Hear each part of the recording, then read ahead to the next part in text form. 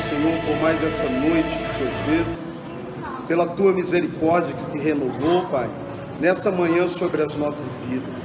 Pedimos a Tua bênção, a Tua graça, e que a palavra aqui ensinada, ministrada, não volte para o Senhor vazia.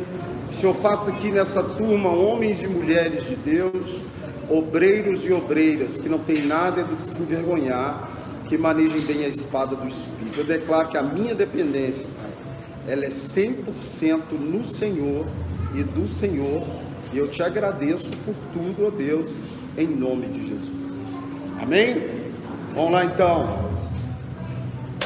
Lembrando que nós vamos trabalhar, né, em cima dessa cronologia aí, ó, né? O que é uma cronologia? É uma linha de tempo, porque nós sabemos que o livro do Apocalipse, ele está pautado num prelúdio e na última semana, sim, a última semana de Daniel. Então, essa linha do tempo, ela é uma linha importante para a gente trabalhar no livro, tá? Para a gente não ficar perdido no livro. O que o livro está falando? Aonde que está falando no livro que nós estamos lendo? Então nós começamos, né, a aula que eu dei online, Jesus revelando a João algo. O que Jesus está revelando a João? Algo que Daniel não entendeu. Nós vamos ver hoje o que Daniel não entendeu, né? Nós vamos ver um pouco das 70 semanas de Daniel. E mais o que Jesus está falando com João? Para ter cuidado para não apagar o Espírito. Eu falei dos 7 Espíritos de Deus e o risco de apagar. Ou seja, até o capítulo 4 de Apocalipse vai falar de igreja, não vai falar de Israel, vai falar da igreja, Deus alertando Jesus para que a igreja não apague o Espírito, porque isso é apostasia. Abre aí 1 Tessalonicenses capítulo 2, verso 3. O que precede o anticristo? Vamos ver se o que eu estou falando é 2, capítulo 2, verso 3. Aí pode ir devagar, né, no tempo do pessoal aí. Se quiser, pode ler quem achou. Ninguém, de nenhum modo, se engane, porque isto não acontecerá sem que primeiro tenha apostasia e seja revelado o homem da iniquidade, o filho da perdição, né? Continua. O filho da perdição, o qual se levanta e opõe, né? Pode continuar. O qual se opõe e se levanta contra tudo que se chama Deus ou é objeto de culto. Aí, ó. Beleza. Então, ó, o que a gente viu aí? Que o que precede o anticristo? Apostasia. O que é apostasia? Trocar o amor das pessoas pelas coisas. E como que essa apostasia vai entrar dentro da igreja, ou já entrou na igreja e já está apagando o Espírito? Como é que eu sei que o Espírito está sendo apagado? Pela quantidade de conversão genuína, entendeu? Você não vê hoje conversão genuína, mudança de caráter, né? Pessoa com temor. Oi? Você está vendo? Então, isso é o que? Então, quem vai trazer esse apagamento? Só para a gente voltar, eu só estou fazendo uma revisão. Quem vai trazer o apagamento? Abre aí Mateus 7,15. Esse apagamento é dentro da igreja. E ele não vem pelo mundo não, tá? Mateus 7,15. Quando eu falo de igreja, eu estou falando de gente, tá? Não de denominação. Cuidado com os falsos profetas. Eles chegam disfarçados de ovelhas, mas por dentro são lobos selvagens. Então, ó, quem vai trazer apostasia? Falsos profetas no nosso meio. E doutrinas. Abre aí, 1 Timóteo. Isso é para os últimos dias. 1 Timóteo 4:1.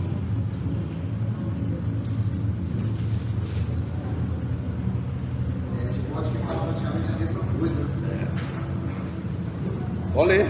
Mas o Espírito expressamente diz que em tempos posteriores alguns apostarão da fé, dando ouvido a espíritos enganadores e a doutrina de demônios. Ponto. Doutrina de...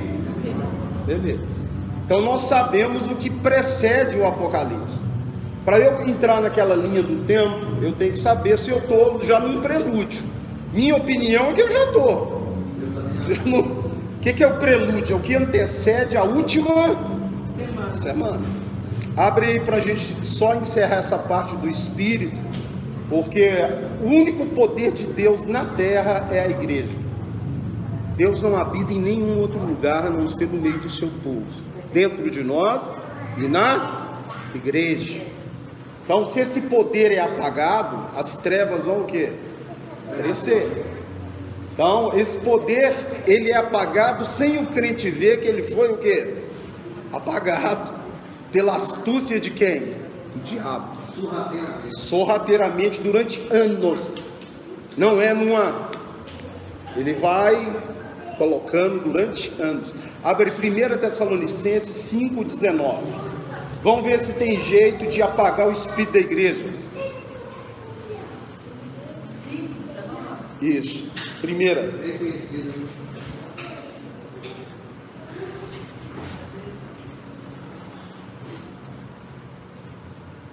Não extingais o espírito. Então ele tem jeito de ser apagado. O quê? Crente no pecado, pastor no pecado, ministro de louvor no pecado, tudo no pecado.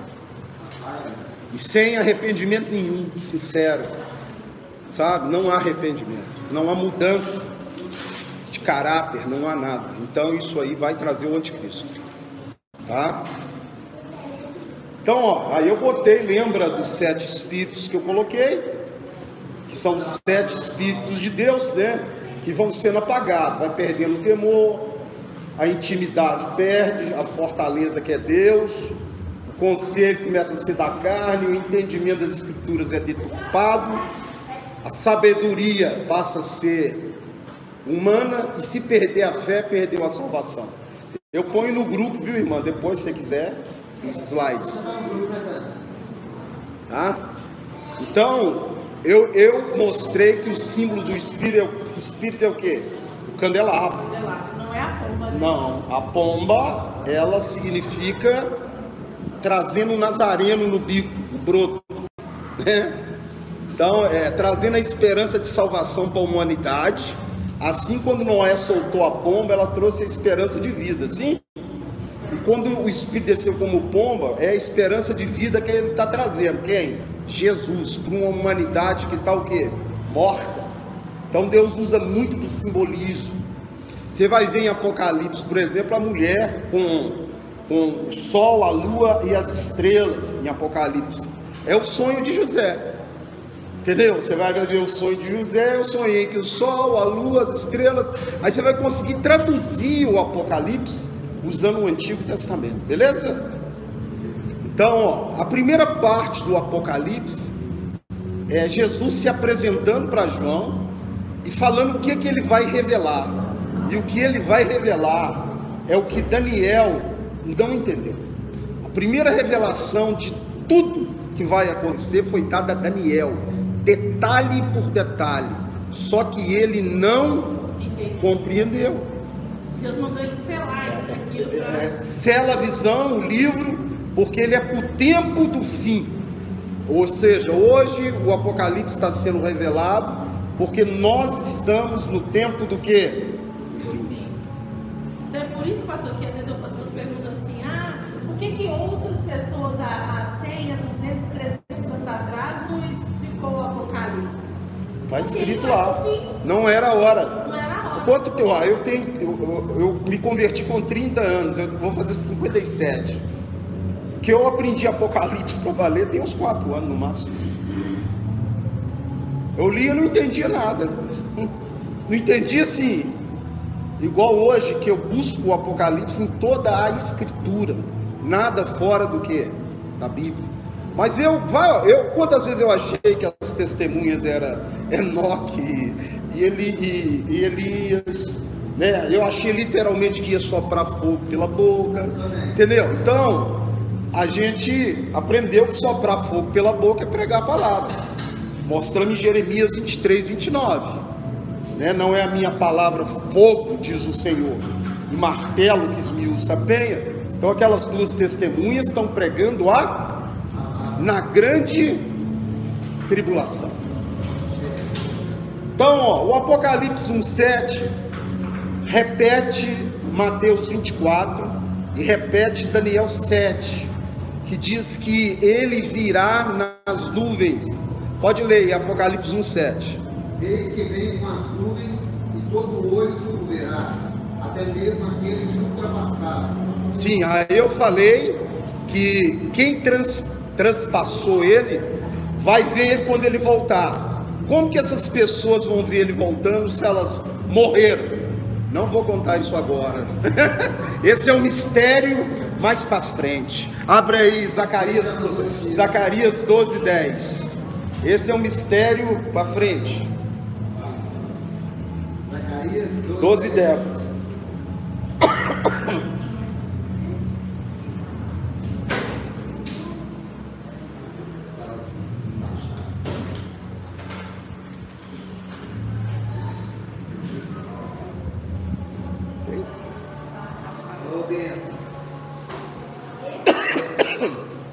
Eu só estou fazendo revisão, tá? A paz do Senhor Jesus, crente. Zacarias 12:10.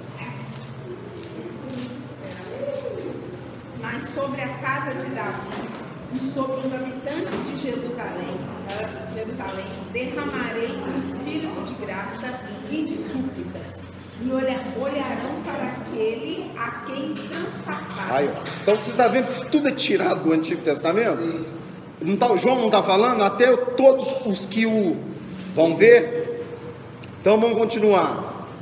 Isso aí é bem legal, ó. As letras hebraicas, além de representar número, antes de virar uma letra, ela era um símbolo.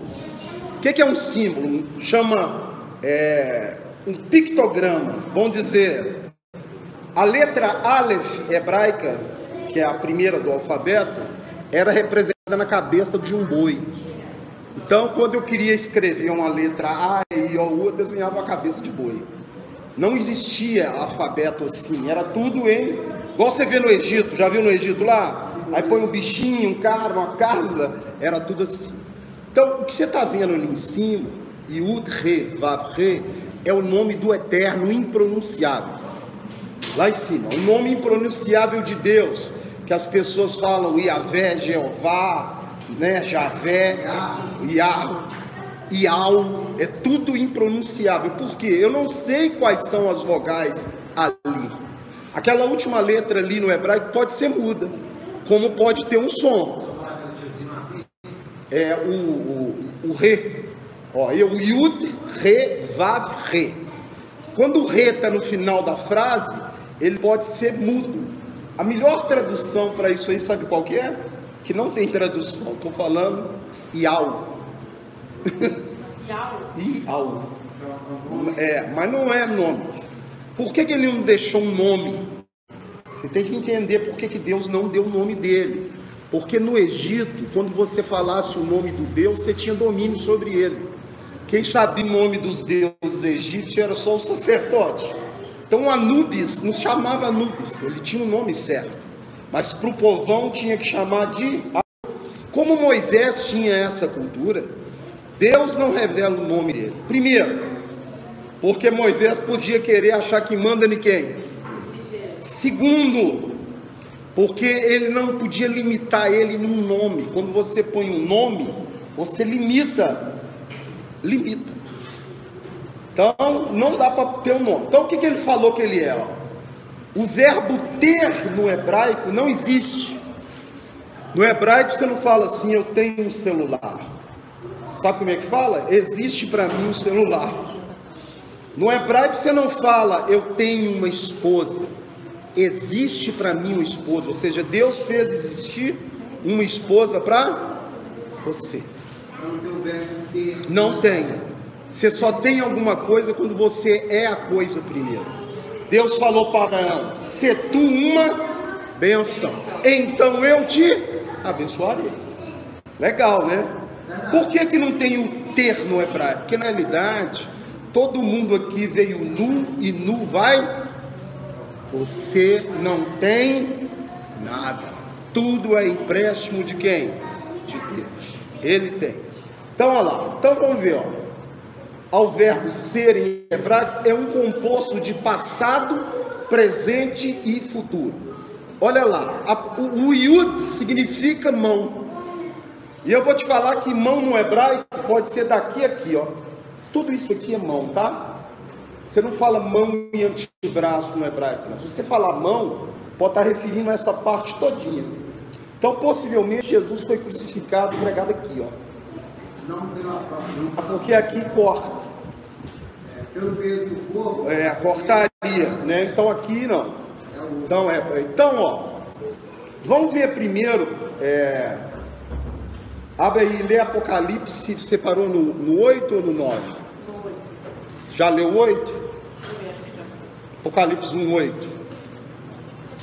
Não? Mas Então, nós lemos falando no 1 e no 9. 1 e no 8. Aí vai começar o 9 agora. lê o 8 aí pra mim. Eu sou o Alfa e o Ômega, diz o Senhor Deus, aquele que é, e que era, e que há de vir, Todo-Poderoso. O nome dele. Eu existo. Eu existo. Então, ó, tem Deus maior do que esse? O Deus que se transforma naquilo que você precisa. Esse é o nome dele. Chegou lá no Egito, Moisés, qual que é o nome? Você encontrou Deus?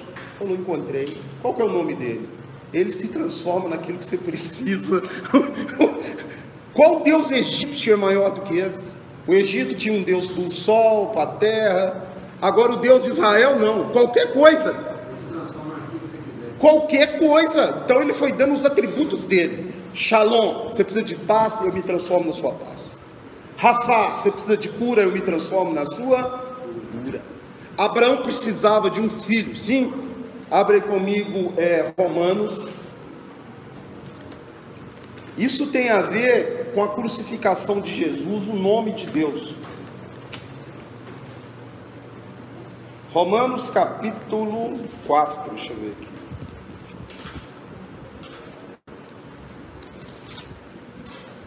Vamos ver que Paulo vai falar o nome dele aqui, ó.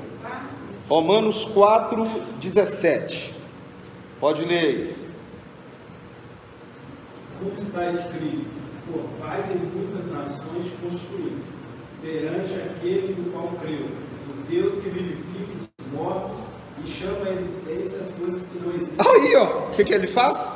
Chama à existência aquilo que não. Então, eu estou doente. Ele chama na minha vida a cura.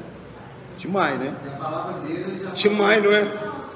Por isso que ele é o Todo-Poderoso. Depois, mais para frente, eu vou te contar onde Deus está. É bem legal. Você sabe onde Deus está? Porque você está orando, você fica pensando assim, como é que Deus é onipresente, hein?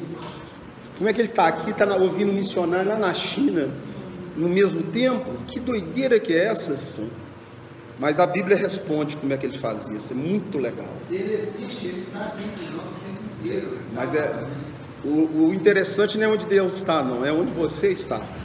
Que é o mais... é onde você está. Então, ó. A letra Yud, ela no hebraico, aquela primeira, é mão. Se eu quisesse escrever uma letra Yud daquela, eu ia botar uma mão. Uma letra Re, eu ia fazer o que? Um furo. E a Vav, um prego. Então, ó, mão, furo, prego, furo. Ou seja, a crucificação de Jesus forma o nome de quem? De Deus. O que é isso, hein?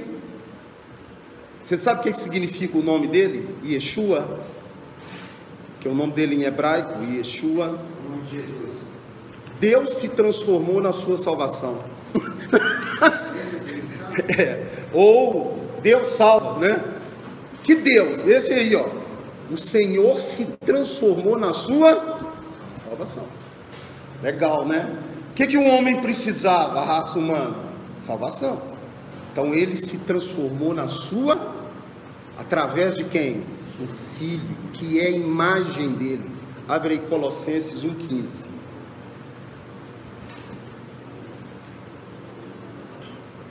O Pai não tem forma. Ele pode aparecer na forma que Ele quiser. O qual é a imagem do Deus invisível, o primogênito de toda a criação. Então o hebraico tem umas coisas interessantes. Porque uma palavra no hebraico, às vezes, tem mais de um significado. Aliás, todas têm. A gente vai muito na raiz da palavra, o que forma a raiz. Igual proto, nazar, que vem de nazareno. Então, nazareno é broto ou renovo, porque a raiz hebraica da palavra. Senão, você não acha essa palavra no Antigo Testamento. Aí fala que é imagem. Outra palavra que corresponde à imagem, que escreve da mesma forma, é sombra. Então, sombra e imagem eu escrevo no hebraico do mesmo jeito. Então, o Salmo fala o quê? Aquele que habita no esconderijo do Altíssimo, a sombra, ou seja, na imagem do Onipotente é que descansa, não no Onipotente.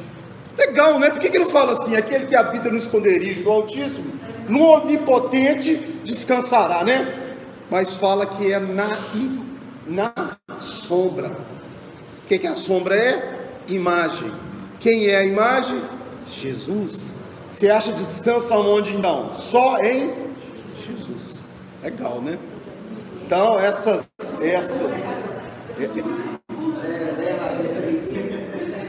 revelações, como é que Deus usa a língua hebraica, né? A Bíblia é muito interessante. Muito simbolismo, né? Muita coisa. Então, é impossível alguém escrever esse livro. Se você for em Israel, você vai ver o livro de Isaías idêntico ao seu, com 2100 anos. Escrito no pelo de um antílope, achado em 1947, nas cavernas de Qumran, dentro de vaso. Me fala um livro de 2000 anos, você pode abrir e ir acompanhando com a sua Bíblia. Tem um livro de Isaías escrito no pelo do antílope. Em pelo de antílope, em couro de antílope, enrolado assim, ó, que os essênios guardaram em vasos de barro com 2100 anos. Você pode entrar na internet, se quiser depois, e põe Pergaminhos do Mar Morto. Se você quiser rodar ele assim, ó, na internet, você coloca o mouse em cima do hebraico, mostra o versículo de Isaías. Onde você está com o mouse? Os judeus colaram tudo com DNA, os pedaços tinha um monte de outros fragmentos, né? Acharam todos os livros do Antigo Testamento, menos o de Esther. Acharam todos os livros, com 2100 anos. O de Esther não achou. Pode ser que vai achar ainda, cheio de caverna no deserto da Judéia. Quando a gente for lá, nós vamos lá de frente assim, pra você ver. Não, tem outras cópias. Eu estou falando, não foi achado lá no Mar Morto, entendeu? Então vamos lá. Então é aquele que era e que há de. Ele existe. Ele é passado, presente e futuro. Deus caminha numa linha do tempo que você não tem acesso a ela. Ele sabe o futuro, o seu dia de amanhã. Por isso que fala, não ande ansioso de coisa, amanhã sabe.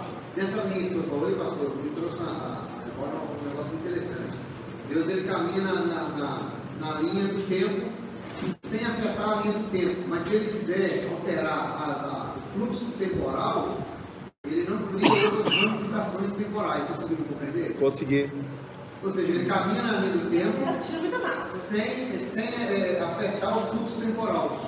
Porque tem a teoria da viagem no tempo. Vamos dizer assim, se você voltar ao passado, o seu passado torna-se o seu futuro. Né?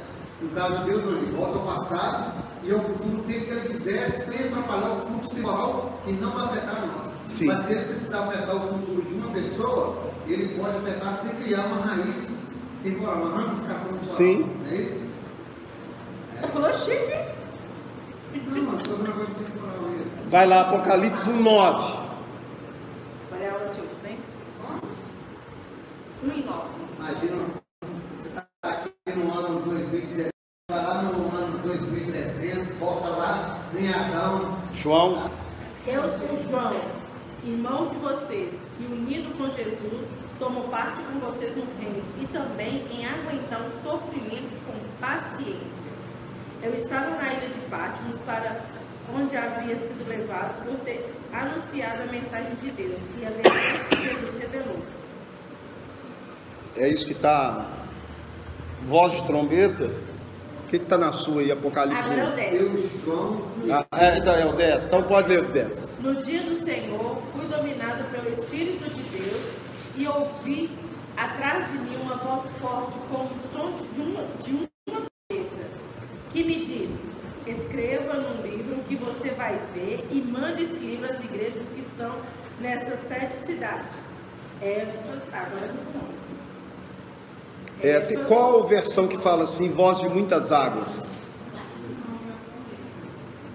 Fala não? eu, João, irmão vosso, companheiro convosco na aflição do reino e na perseverança de Jesus, estava na ilha chamada Patmos, por causa da palavra de Deus e do testemunho de Jesus. E fui arrebatado em espírito contínuo, Senhor, e ouvi por detrás de mim uma grande voz como de trombeta. Beleza, para aí na voz de trombeta. Ué, voz de trombeta? Será que a Bíblia diz que a voz de Deus é como a voz de uma trombeta? Vão comigo lá em Êxodo, capítulo 19. Buzina, treme tudo. Êxodo 19.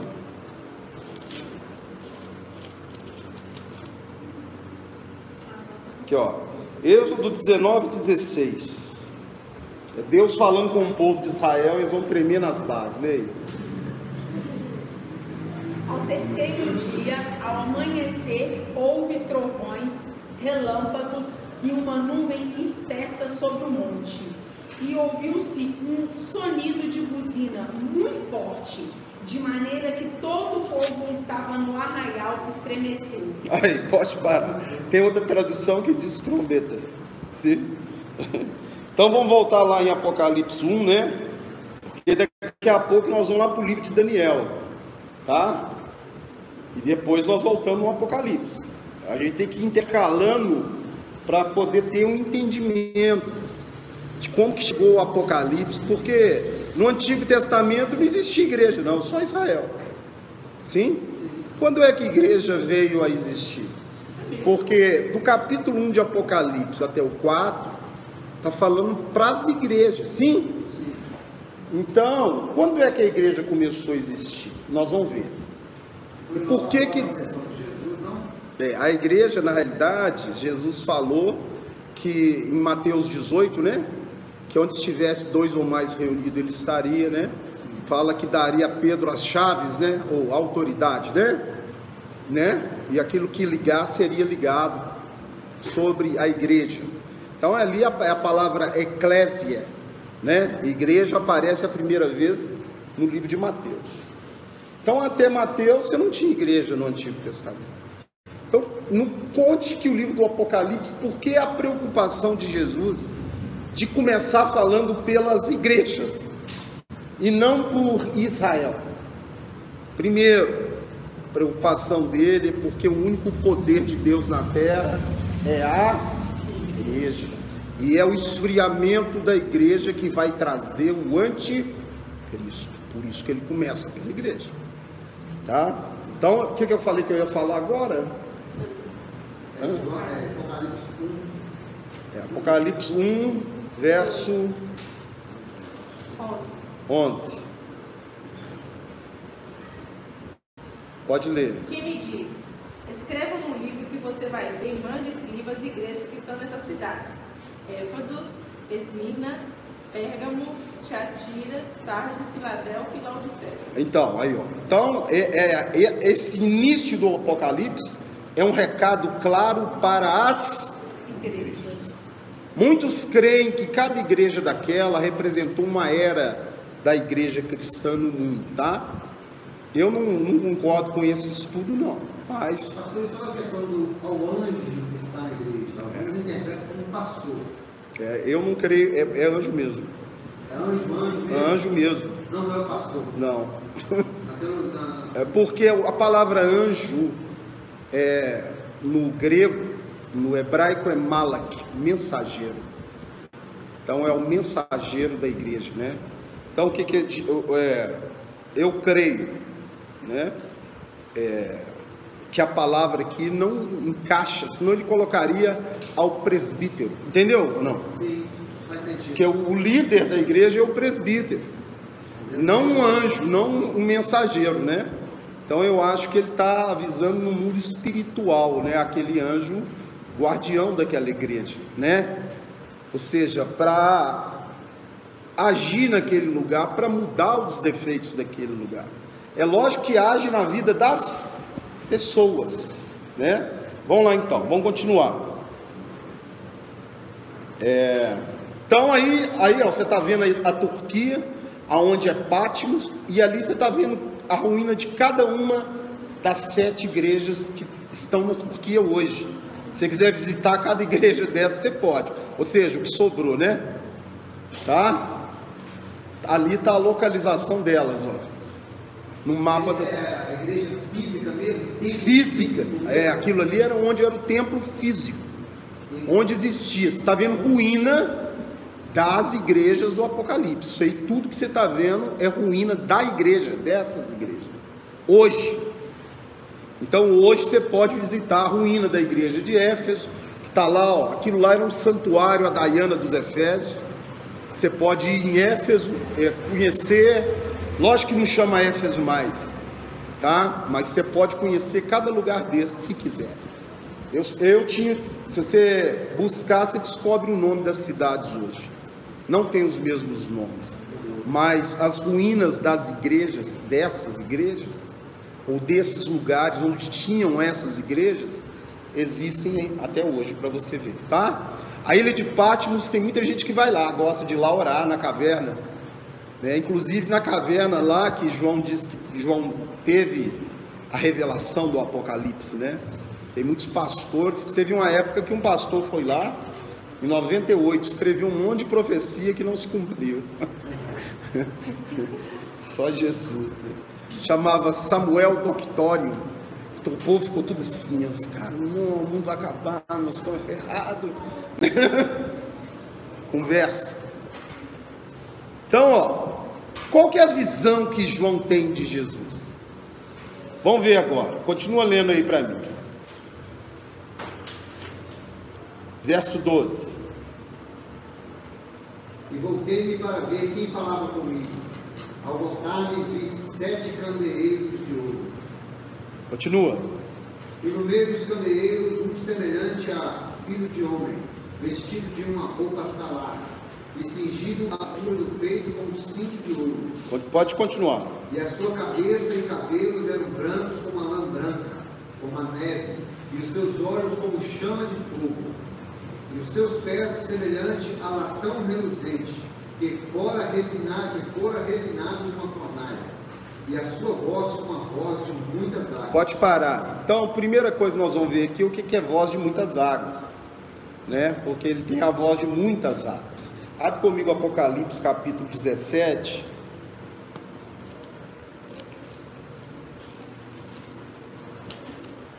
O povo sumiu, hein? Tá viajando ou o que é? Apocalipse 17. Deixa eu ver aqui.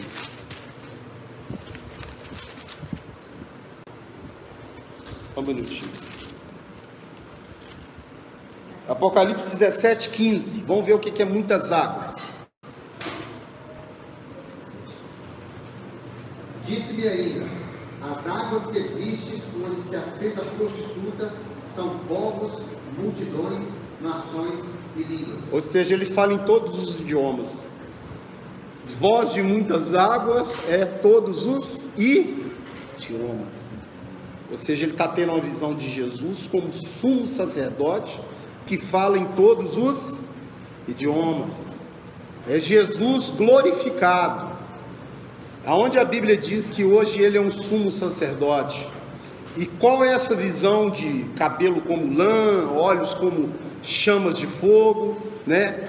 Da onde tem essa mesma visão na Bíblia? Abre comigo primeiro Hebreus capítulo 5, verso 10. Lembrando que os candeeiros... Oi? Só tem um Hebreus. Eu falei primeiro Hebreus? Falou. Não! O cara surtou. Falei? Falou. Nem vi. Primeiro Hebreus. Hebreus, Não pegadinha com a gente. Hebreus 5:10. Ainda, no princípio, Senhor, lançaste os fundamentos da terra. Isso é Hebreus 5:10? Não. E Deus o nomeou grande sacerdote, na ordem do sacerdote de Melquisedeque. Isso, tendo sido nomeado por Deus, o quê? Então qual que é o papel de Jesus?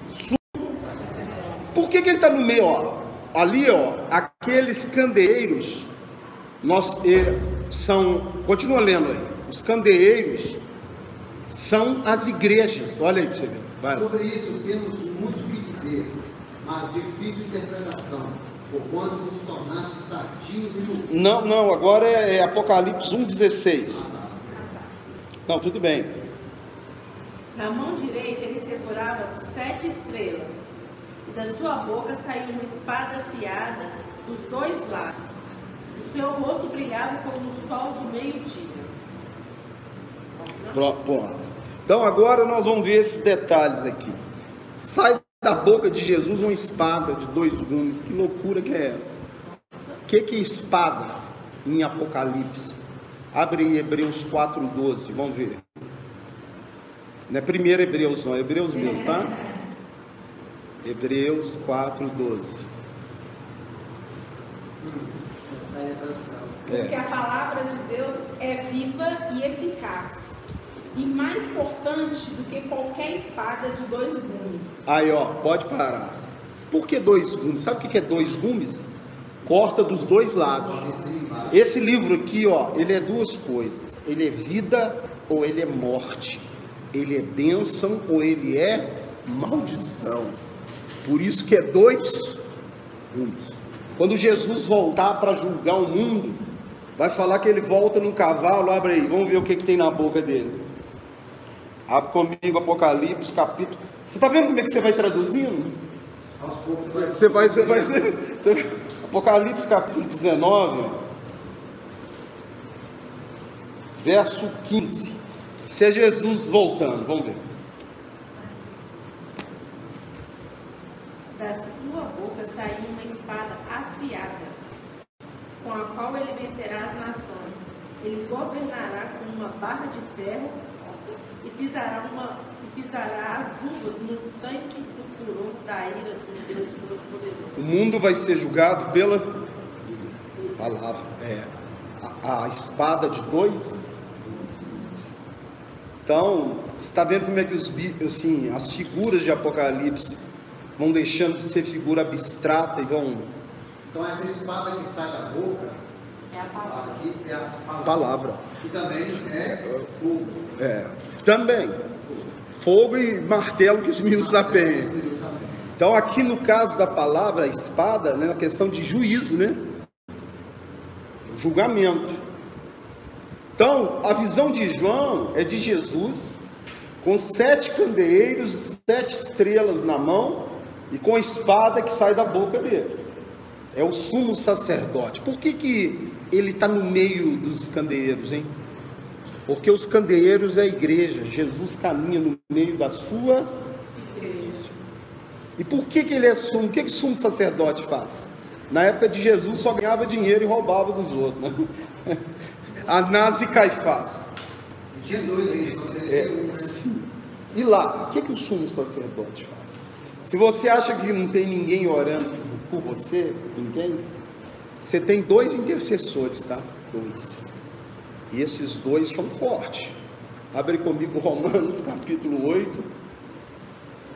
O sumo sacerdote, ele intercede, né? Romanos, espera aí só um minutinho. Romanos 8, 26.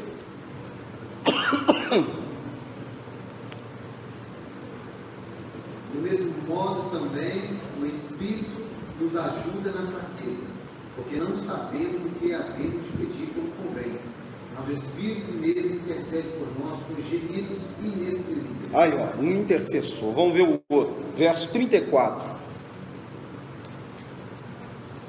Quem nos condenará? Cristo Jesus é quem morreu, ou antes, quem ressuscitou dentre os mortos, o qual está à direita de Deus e também intercede por nós. Sumo sacerdote. E o nosso papel? Meu e seu? 1 Pedro 2,9. Tá dando para levar? Tá rápido? Tá bom. Se quiser eu diminuo o ritmo um pouco. Eu só diminuir um tiquinho. Tá. 1 Pedro 2,9. Sim, vamos ver o custo. vai estar sem roça, custa ouvir, marinheiro. Mas vós sois a geração eleita, o sacerdócio real, a nação santa, o povo adquirido, para que anuncieis as grandezas daquele que vos chamou das trevas para a sua maravilhosa luz. Papel mesmo, servir. É o mesmo papel dele, é o nosso. Não é ter nada, não. É ser a bênção aqui na terra. Amém? É a própria bênção. Você tem que ser a bênção, levar as pessoas para Jesus, velho. Então a igreja hoje ela quer o ter, mas Deus não mandou você ter nada, mandou você ser, porque o resto ele vai te acrescentar. Amém? Então as pessoas não entendem isso.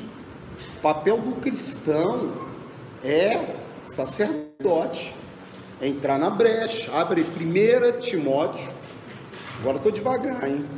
1 Timóteo 2:1.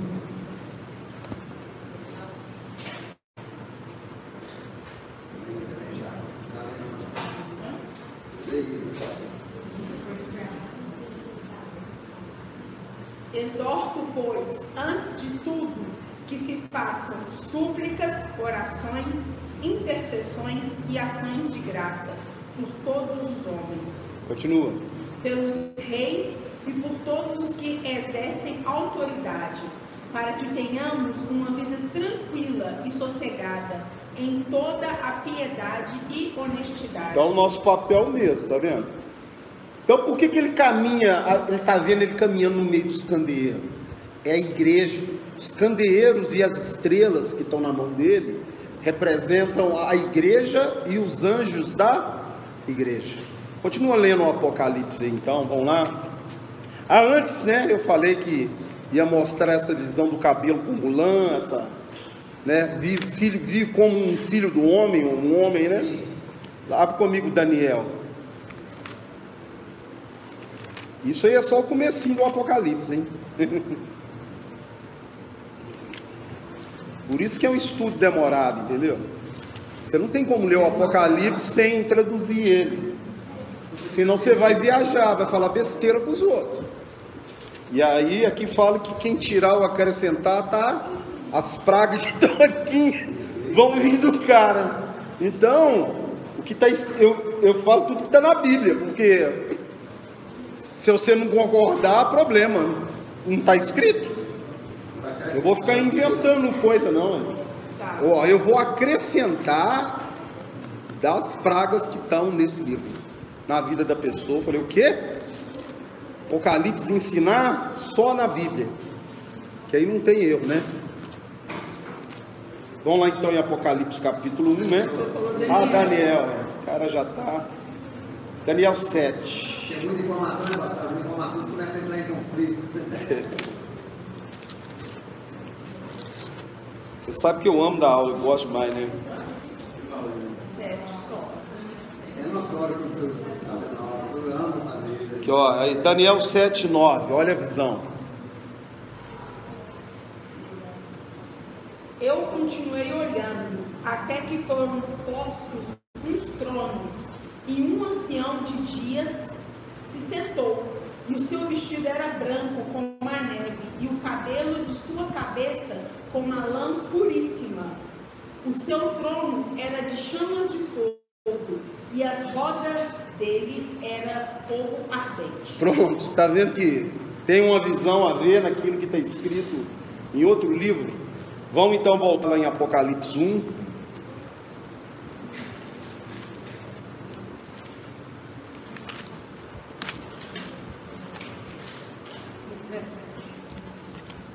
17, né? Pode ler aí o 17. Quando eu vi, caí aos seus pés como morto. Porém, ele pôs a mão direita sobre mim e disse: não tenha medo, eu sou o primeiro e o último. Eu sou aquele que vive, estive morto, mas agora estou vivo para todo sempre. Tenho autoridade sobre a morte, sobre o mundo dos mortos, isso que é por conta da minha Bíblia. Portanto, Pode parar.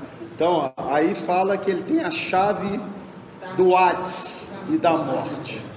Na cultura grega existia um lugar chamado além, um lugar chamado morte e o Hades. O Hades é o deus grego da mitologia, irmão de Zeus, filho de Caos.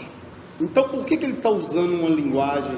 Você lembra que eu falei que a gente ia aprender no aspecto cultural? Lembra disso? Porque é o que a pessoa entendia na época, né? O que é chave mesmo? Nós estudamos em Isaías 22, 21 e 22, que chave é autoridade. Está falando que ele tem autoridade embaixo da terra, ou seja, manda em tudo. Então ali, ó, a cultura era mais ou menos essa que você vai ver ali, ó. Isso aqui é o Hades, e aquele cão de 3 cabeças ali é chamado Cérbelo. E quando o cara morria, tinha que pagar o barqueiro ali, ó. Então, Tem um filme que faz isso. né? Aquele filme Fúria de Titãs, Fúria de Titãs, ele- põe 2 moedas nos olhos do cara para enterrar lá, não sei se você viu aquilo. As 2 moedas é para pagar o barco. O barqueiro. Aí eu pagava o cara chegava lá no Hades, ele estava na porta, tem a chave, e ali tinha um purgatório que o cara ia passar, né? Então, o purgatório católico e a luta do bem contra o mal de Jesus com o diabo vem disso aí, tá? Não existe luta de bem contra o mal. Bem contra o mal. Que luta? Qual luta? Fala para mim. Deus não tem adversário, não. Quem é adversário de Jesus? Fala para mim. Ah, quem matou ele foi o capeta. Que isso, capeta? Eu dei a minha vida, ninguém tira de mim, eu a dou. Quem pôs ele na cruz? Isaías 53, 10. O Pai colocou ele na cruz e agradou moer ele. O diabo é adversário de quem? Abre aí 1 Pedro 5, 8. Vamos ver de quem que ele é o adversário.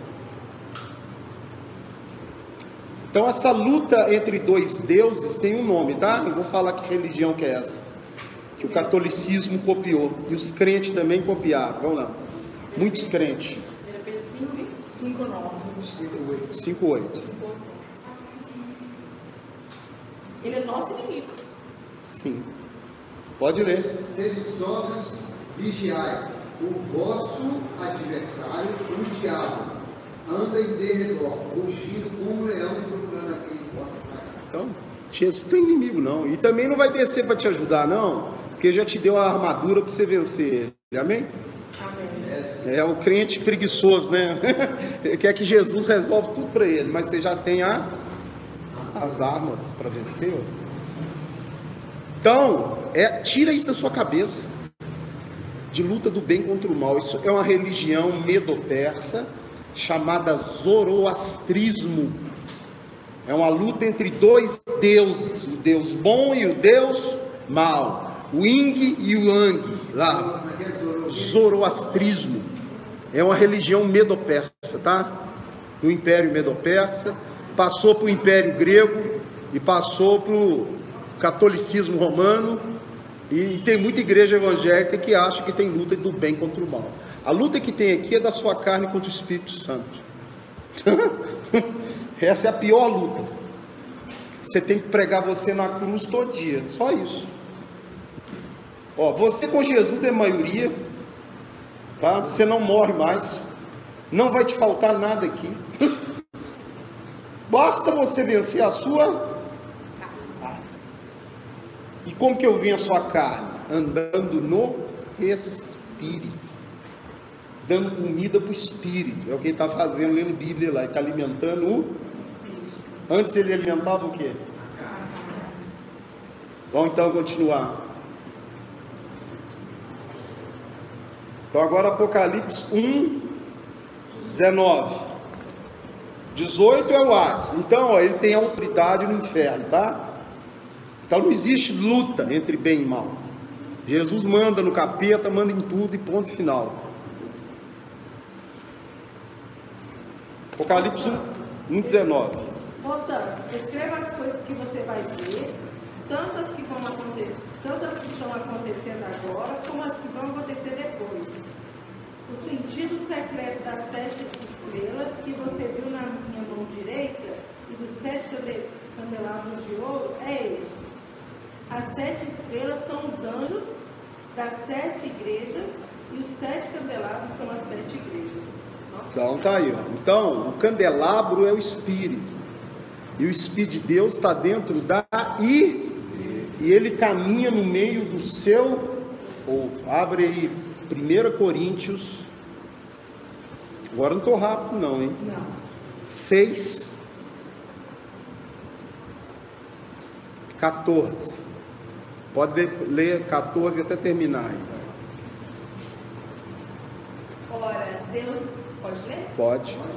Ora, Deus não somente ressuscitou ao Senhor, mas também nos ressuscitará a nós mesmos. Isso é 1 Coríntios 6, 14? Então é segunda, desculpa, caduquei, cadux, segunda. 6, 4, né? É isso, segunda, tá?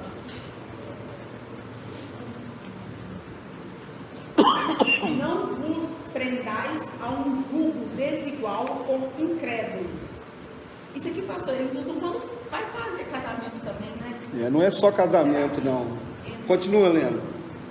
Pois que sociedade tem a justiça com a injustiça? Ou que comunhão tem a luz com as trevas? Continua. Que harmonia há entre Cristo e a Belial? Ou que parte tem o crente com o incrédulo? E que consenso tem o santuário de Deus com os ídolos? Pois nós somos santuário de Deus vivo. Como Deus disse, neles habitarei. E entre eles andarei. E eu serei o Deus, e eles serão meu povo. Tá vendo? Habitarei, morarei neles e andarei entre eles. É o que você está vendo em Apocalipse. E caminhando no meio da igreja. O que você falou aí não há união do crente com o incrédulo. Se a pessoa casou, 2 incrédulos, um converteu e o outro consente em ficar, não é para separar da pessoa porque ela não é convertida, entendeu? Porque o marido santo santifica a mulher incrédula e vice-versa. Agora, um crente já casar com um incrédulo, não pode. Não pode. Aí você está botando o santuário de Deus, que é você, com demônios, fundinho, né? Aí você vai profanar o santuário de quem? De Deus. Isso aí, hoje eles não ligam muito para isso aí não. Não liga não, mas é muito sério. É um pecado para a morte, tá? Você sabia que existe pecado para a morte, pecado que não é para a morte? E esse de fundir o santuário é para a morte. Porque você profana algo que não te pertence. Não te pertence. Você não é seu mais. Como é que você vai casar com o incrédulo? Abre 1 Coríntios. Agora primeiro mesmo, 1 Coríntios 6,19. Se você nem seu é mais, como é que você vai casar com o incrédulo? Vai lá. Ah, ele é espírita, pastor, é tão bonzinho. Mas é um espírita assim, melhor do que crente. Já viu essa conversa? Tá, né? Vai lá. Ou não sabeis que o vosso corpo é santuário do Espírito Santo, que habita em vós, qual possuís da parte de Deus, e que não sois de vós mesmos? Continua. Porque foste comprados por preço, glorificai, pois, a Deus no vosso corpo. Então, ó, isso aí é muito sério. Né? Não julgo quem faz, não sou juiz, não. Eu ensino a verdade. É interessante que tem uma menina lá no Belvedere, uma menina bonita, assim, já deve ter uns 30 e poucos anos, e doida para casar, né? E era amaziada com um cara incrédulo, ela converteu. E o cara começou a pegar no pé, além de ser amaziado, né? O cara nunca quis casar com ela, ainda estava pegando no pé dela. Falei, ó, mete o pé nele, pode chutar. Mas tem anos que eu estou com esse homem. Falei, uai, você quer batizar, seguir Jesus? Tchau para ele, pode dar tchau para ele, Deus vai te arrumar coisa melhor. Aí deu tchau pro cara. Falei, ó, deixa eu te falar, o cara que presta para você é o primeiro que não quiser colocar a mão em você, que te respeitar, que te levar para conhecer o pai e a mãe dele, e você vê que ele trata bem o pai e a mãe dele, esse aí já deu um passo. Então, enquanto você não arrumar uma pessoa assim, fica com Jesus, que é o melhor negócio que você vai fazer. Aí, passou um ano, pastor, arrumei o cara igual você falou. Aí fala comigo, olha que legal, né? Arrumei o cara, só que ele é católico. Falei, aí falei, oi, mano, mas eu estou trazendo ele no culto, não pôs a mão em mim, nós só estamos fazendo uma corte. Tá, o que você está fazendo é muito arriscado. Ó, não fica sozinha com ele, em lugar nenhum, porque a tendência da carne é o quê? Brotar, né? Aí o cara, muito educado, ela me apresentou o cara, né? O cara virou para mim um dia e falou assim, eu queria conversar com você em particular. Falei, aí marquei aqui o gabinete aqui com ele. Aí me perguntou tudo de Bíblia, sobre salvação, o que é nascer de novo. Aí eu expliquei para ele, falou, agora eu estou entendendo o que é nascer de novo, cara. Eu quero ter uma outra conversa com você depois, mais para frente, que eu quero, anotei tudo que você falou, vou ler e vou estudar. Falei, tá bom. Quando ele voltou, já voltou querendo entregar a vida para Jesus. Aí entregou a vida para Jesus. Aí você pensa o seguinte, esse cara pode ser um gaiato, né? Está entregando a vida para Jesus, coisa nenhuma para casar com a menina. Aí virei para ele e falei assim, vai fazer o curso de batismo, para você batizar, porque ele estava doido para casar. Faz o curso de batismo para casar, você tem que batizar. Aí ele foi fazer o curso de batismo. Era o cara mais dedicado do curso de batismo. O cara converteu mesmo, para valer. Casou agora em janeiro. Quer dizer, ela deu sorte, né? De mexer. Então está casada, feliz, me agradece todo dia. Não, eu não sabia. Eu não. Não tem que casar, não. Casa com Jesus. Então, eu casei com Jesus, vou casar com essa opção é a melhor que tem. Ele não me decepciona. Não, esse aí não precisamos tomar de jeito nenhum. Vamos lá então, vamos continuar aqui o Apocalipse. Vamos lá. Agora, esses testemunhos são assim. Eu procuro praticar o que eu prego. Agora, não julgo ninguém, tá? Entendeu a diferença? Ou se me perguntava, eu ouvia a Bíblia. Ah, não gostei, então não gosta. Eu vou fazer o quê? Eu posso? Não pode. Aqui está escrito que não pode. E aí daquele que... Então eu vou mentir para ela, falar, não, pode. O cara é gente boa, tudo bem.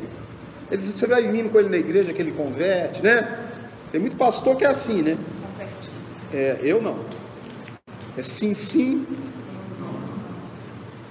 Apocalipse 1. Vamos lá então. Então, ó, ao mistério das igrejas, né? Então, lá, ele anda no meio da sua igreja, os candeeiros caminham dentro de nós, né? Então, ó, hoje me preocupa muito a quantidade de conversão na igreja, que quase não tem. Hoje a igreja está cheia de homossexual e lésbica, que continua homossexual e lésbica. Então, se um cara é homossexual e tem um encontro com Jesus, ele vai largar a homossexualidade dele, vai começar a vestir igual o homem, entendeu? É natural. Eu fumava 2 maços e meio de cigarro por dia, não aguento nem o cheiro de cigarro mais. Eu sou liberto disso, entendeu ou não? Ah, você não consegue parar de fumar nunca, porque tinha um demônio fumando dentro de mim. Quando eu me converti, foi embora, acabou, não quero saber disso mais. Então Deus vai te mudando a imagem de Cristo. Como é que o cara continua homossexual? Como? Você tem que amar o homossexual, agora, não o homossexualismo, entendeu? Agora, se o cara está dentro da igreja e não muda, na realidade o Espírito Santo não está trabalhando, não está. Ele não converteu, está sendo enganado ele e está colocando em risco outras pessoas da igreja. Agora tem igreja de gay, daqui a pouco tem igreja de mentiroso, daqui a pouco tem igreja só de amaziado, daqui a pouco... A pastora da Cidade de Deus separou do marido, hoje é uma grande pastora lésbica. Aquela Lana Holder, essa mulher deu testemunho aqui na Getsemane, que tinha largado o homossexualismo. Hoje ela é líder na igreja, casou com a mulher. Igreja de lésbica, de gay, de não sei o que. Vamos lá então. Então agora, encerrou esse primeiro capítulo de Apocalipse, eu tenho que saber a história daqui para frente. Vai falar primeiro das igrejas. Mas como que surgiu a história de um Apocalipse? E por que o Apocalipse? Pastor, eu esqueci das estrelas. Do 20. Então lê, pode ler. Eis o mistério das 7 estrelas, que viste na minha destra, Tá, e dos 7 candeeiros de ouro. E as estrelas são os anjos das 7 igrejas, e os 7 candeeiros são as 7 igrejas. Eu vou te falar que as estrelas são anjos, você viu?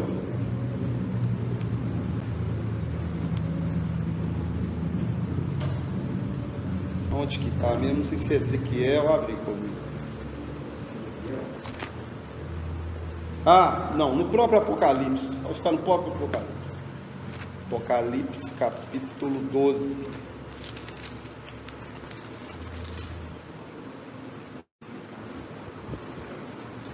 Aqui, ó, verso 3 e 4. Apocalipse 12, 3 e 4. Vai falar do que é estrela aí. Viu-se também outro sinal no céu. Eis um grande dragão vermelho que tinha 7 cabeças e 10 chifres, e sobre as suas cabeças 7 diademas. E a sua cauda levava por si a terça parte das estrelas do céu. Aí, ó, 1/3 dos demônios junto com ele, tá vendo? A terça parte das estrelas. Pode ser anjo de Deus ou anjo do capeta. Outra coisa, quando Deus dá a chave para o diabo, Jesus abre o poço do abismo. Abre aí Apocalipse 9:1. Vamos ver como é que o diabo manifesta aí, vamos lá. Como é que ele fala? O quinto anjo tocou a sua trombeta e viu uma estrela que do céu caíra sobre a terra, e foi-lhe dado a chave do poço do abismo. Então eu não posso falar que estrela é pastor, tá vendo? Porque a Bíblia não diz que é. A Bíblia diz que a Bíblia diz que é anjo. Sim. Pode ser anjo de Deus e pode ser, lógico que os da igreja é anjo de quem? De Deus. Mas é anjo, não pastor. Pastor ele colocaria ao presbítero da igreja em Filadélfia, ao presbítero da igreja em Éfeso. Então vão agora então.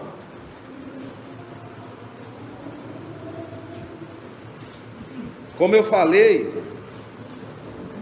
olha lá, o Apocalipse é a revelação que Daniel não conseguiu discernir sobre o final dos tempos, que o Senhor manda selar até o tempo do fim. Agora, será que você consegue discernir o porquê do Apocalipse? Presta atenção, a Bíblia tem início, tem meio e tem fim.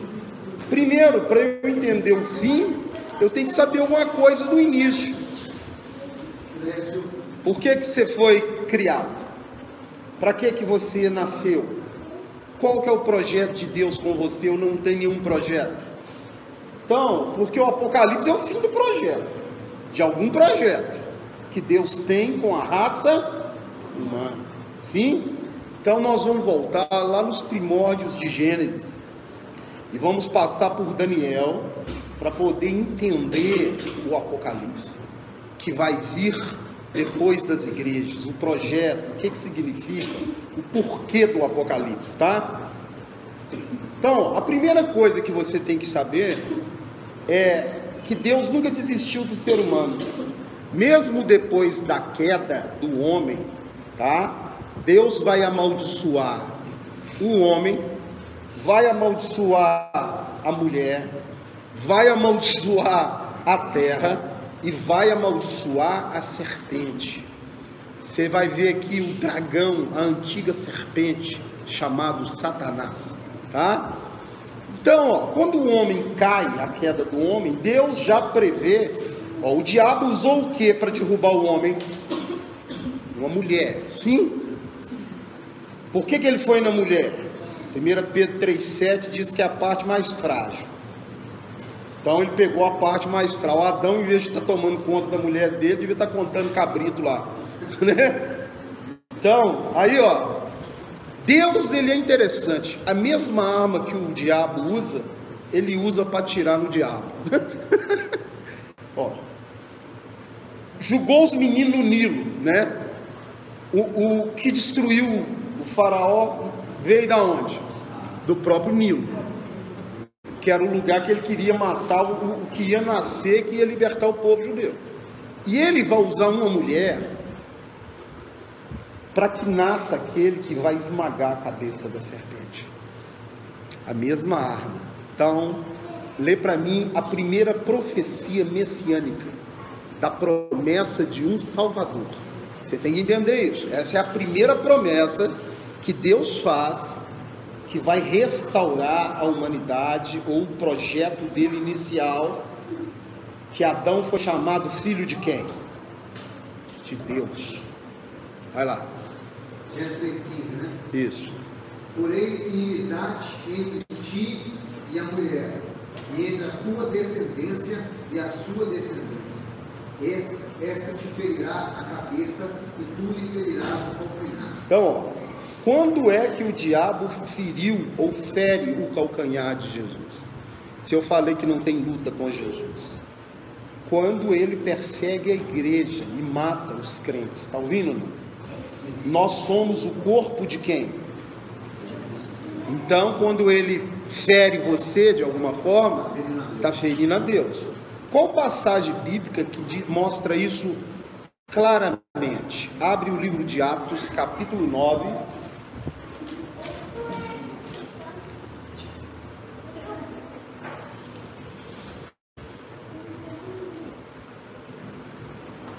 Atos, capítulo 9, verso 4. É o Paulo antes de ser Paulo. Atos 9, 4. Vamos ver. Ele está perseguindo e matando a igreja. Vai lá. E caindo por terra, ouviu uma voz que lhe dizia: Saulo, Saulo, por que me persegues? Ele perguntou: Quem és tu, Senhor? Respondeu o Senhor: Eu sou Jesus, a quem tu persegues. Ele estava perseguindo Jesus?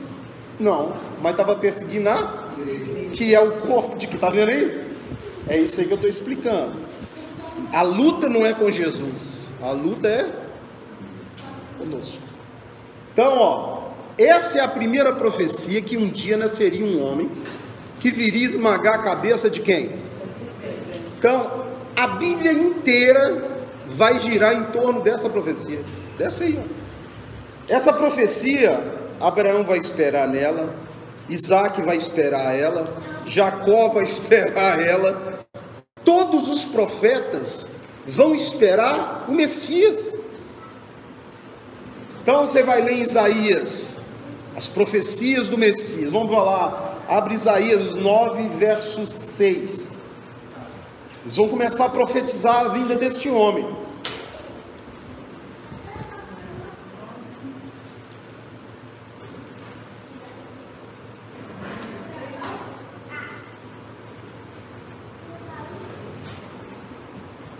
Por que eu estou falando isso tudo? Porque você vai ver o que Daniel não entendeu. Você tem que saber isso tudo aí para saber, tá? Porque um menino nos nasceu, um filho se nos deu, e o governo estará sobre os seus ombros. E o seu nome será Maravilhoso Conselheiro, Deus Forte, Pai Eterno, Príncipe da Paz. Pronto. Então Isaías está falando que um dia esse homem vai vir, sim ou não? Sim. Agora, presta atenção, a partir do momento que Deus diz que vai nascer um homem, ele vai ter que separar alguém para que isso aconteça, sim ou não? Da onde esse homem vai vir? Então, ó,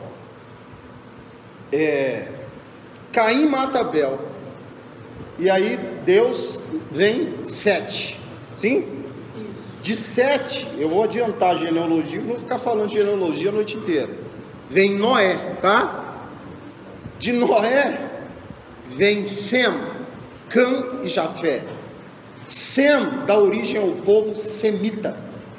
Se você pegar hoje num judeu ou num árabe, você está pegando num semita. Já pensou? Um cara descendente de quem? Sem. Noé vai ter 70 netos. Cada neto vai formar uma nação e vai ter uma língua. Então, lá em Babel é dividido, as línguas são originários de 70 netos de Noé. Você pode contar lá em Gênesis 10, das 70, tá? Lembra que eu já falei do número 70? Lembra ou não? Representa nações. Então, ó, da cada um sai uma língua. E aí? E aí do povo semita, ele separa Abraão. Então ele pega um cara velho com uma mulher velha, estéril, e faz uma promessa para ele. Vamos ver a promessa. O que todo mundo está esperando mesmo? A vinda de quem, hein? A vinda dele. Vai lá então. Você está vendo como é que a Bíblia é legal? Ele está separando pessoas para cumprir a profecia. Gênesis 12, 1. De 1 a 3, lê para mim. Ora, o Senhor disse a Abraão: sai de tua terra, da tua parentela e da casa de teu pai, para a terra que eu te mostrarei. Eu farei de ti uma grande nação, abençoar-te-ei e engrandecerei o teu nome, e tu ser uma bênção. Abençoarei os que te abençoarem, e amaldiçoarei aquele que te amaldiçoar, e em ti serão benditas todas as famílias da terra. Ou seja, se todas as famílias da terra vão ser benditas nele, o Messias vai vir de quem? Abraão. Olha como é que Deus é. Ou seja, Abraão, eu tenho agora uma aliança com a sua semente, com o seu descendente. Então você vai pegar o lugar onde sai a semente, ó, o órgão sexual masculino, e vai cortar o prepúcio para formar uma aliança. Que eu tenho uma aliança com esse povo, que dele virá quem? Messias. Por isso foi dado então a circuncisão. A circuncisão é uma aliança que o Messias viria do povo judeu. Então ele manda formar, olha aqui, se eu corto a ponta do pênis de uma criança com 8 anos, forma uma aliança de carne. Legal, né? Porque no testículo está a semente, sim ou não? Então ele marca o lugar onde sai e fala, ó, esse povo então é o povo que eu escolhi para que venha o que vai esmagar a cabeça da semente.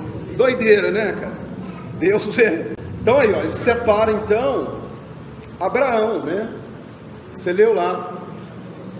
Mas legal foi que a tradução que o senhor deu aqui na primeira aula sobre o leão, né? As figuras. No caso, o leão da tribo de Judá. Isso. Então, nós vamos aqui colocar, ó. Então ele faz a promessa a Abraão, sim?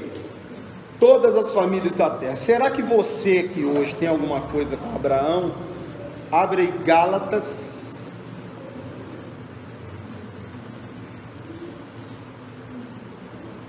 3:29.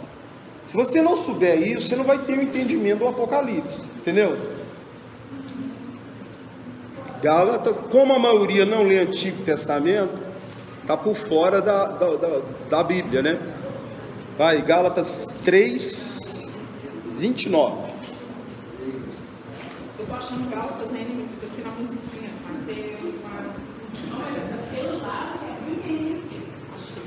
Gálatas 3:29. Isso.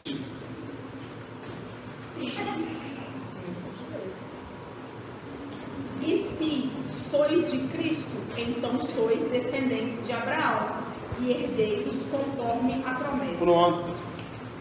Todas as famílias da terra, incluiu a sua, sim ou não? Quando você levantou a mão, você passou a ser descendência da promessa que Deus fez para ele. Jesus te enxertou em Israel. E você agora é herdeiro da promessa. Então, olha lá, Jacó, mesma coisa. Ele vai falar que de Jacó vai vir 2 povos, tá? 2. Vamos ver, lê lá comigo Gênesis 35, 9 a 11. Manassés ia. Não, isso aí é de José. De 9 a 11. No caso de Abraão, aí vem Isaac, Jacó, e dos 12 filhos de Jacó, Judá. aí Jesus sai da linhagem de Judá. É o que eu botei ali. É o leão da tribo de Judá. Jacó abençoa, Israel, né? Jacó abençoa Judá com a bênção do Messias. Do Messias, que vai vir dele. Nós vamos ver agora. Primeiro lê lá o que vai sair de Jacó, de Israel. Vai lá. Apareceu Deus outra vez a Jacó, quando ele voltou de Padã Arã, e o abençoou. Continua. E disse-lhes Deus: o teu nome é Jacó, não te chamarás mais Jacó, mas Israel será o teu nome. Chamou-lhe Israel. Disse-lhe mais: eu sou Deus Todo-Poderoso, multiplica-te uma nação, sim, uma multidão de nações sairá de ti, e reis procederão dos teus nomes. Pronto, a tradução correta é uma nação e multidão de nações sairão de ti. Presta atenção que ele divide 2 povos. Quem é o povo que é uma nação que vem de Israel? O povo judeu, amém? Quem é a multidão de nações? Aqui. Então ele tá, a gente vai ser enxertado, então uma nação e multidão de virão de quem? De Israel. Lógico que eu não vou aprofundar na toda a história, mas você sabe que as 10 tribos do norte, que eram chamadas de Efraim. Efraim significa frutífero. Efraim era o cabeça das 10 tribos. E elas vão sumir e dar origem ao povo gentil. Vai ficar Judá e o povo o quê? Pagão. E tem uma parte ali, na hora que Jacó vai para o Egito, no encontro de José, e logo no fim dos seus dias, ele então toma os 2 filhos de José. Inverte a mão, por isso que ele inverte a mão. Manassés significa Deus me fez esquecer. Sim, Manassés significa Deus me fez esquecer a minha dor. E Efraim, Deus me fez frutífero nessa terra. Aí o Jacó, em vez de abençoar Deus me fez esquecer, abençoou o frutífero. Porque Efraim ia dar origem, ia ser o líder das 10 tribos do norte, das 10 que viraria o povo gentil, entendeu? E por que Jacó tomou os 2 filhos de José para si? Que ele falou, portanto esses 2 é para mim. São meus filhos agora, por isso mesmo que eu estou te falando. O Efraim vai ser descendência de Israel por causa do enxerto, não de José mais, entendeu o que eu estou falando? Efraim enxertado, ele pertence a Israel, não a José mais, que somos nós. Não é que Efraim representa nós. Sim, toda vez que você lê na Bíblia, casa de Israel ou Efraim, corresponde às 10 tribos do norte que vão virar pagão. O Império Assírio vai levar elas a espalhar pelo mundo todo. E aquelas tribos vão se perder, entendeu o que eu estou falando? Agora, por que a bênção vem para Efraim primeiro? Então, divide, presta atenção, casa de Israel e casa de Judá. Então vamos ver a nova aliança. Olha que legal a Bíblia agora, que você vai aprender. Lê para mim Jeremias 31, 31, vamos ver uma coisa. Então, tem todo Israel. Quando fala todo Israel, é a casa de Israel e a casa de Judá. Quando fala casa de Israel ou Efraim, é as tribos do norte. Casa de Judá é mencionado distinto de Israel. Né? Da casa de Israel. Israel é os 2. Casa de Israel é o norte, casa de Davi é Judá. Efraim é o reino do norte, chamado também de casa de Israel. Ok? Lê aí, vamos ver aí. Eis que os dias vêm, diz o Senhor, em que farei um pacto novo com a casa de Israel e com a casa de Judá. Ó, ele está falando que vai fazer uma nova aliança com quem? Com a casa de Israel, que é Efraim, sim, e com a casa de... Continua. Não conforme ao pacto que fiz com os seus pais, no dia em que os tomei pela mão, para os tirar da terra do Egito. Esse meu pacto que eles invalidaram, apesar de eu os haver desposado, diz o Senhor. Mas este é o pacto que farei com a casa de Israel. Cadê a casa de Judá aí, ó? Sumiu. Por quê? Ele vai fazer o pacto com os judeus só na volta dele, entendeu? Olha que legal. Ele fez a nova aliança com quem? Efraim, com a gente, com a casa de Israel. Agora a casa de Judá é só quando ele voltar. Legal, né? Você está vendo o detalhe da Bíblia? Olha que interessante. A casa de Judá é os judeus. Judeus. Demais, né? Você viu como é que divide Deus, é claro aí? Viu como é que ele é claro? Primeiro a nova aliança com os gentios, com a casa de Israel, que deu origem a um povo pagão. Somos nós. A casa de Judá, você vai ver quando é que ele vai fazer aliança. Deus nunca abriu mão dos judeus, tá? Põe na sua cabeça que se eles não falassem crucifica, todo mundo aqui ia para o inferno. Entendeu?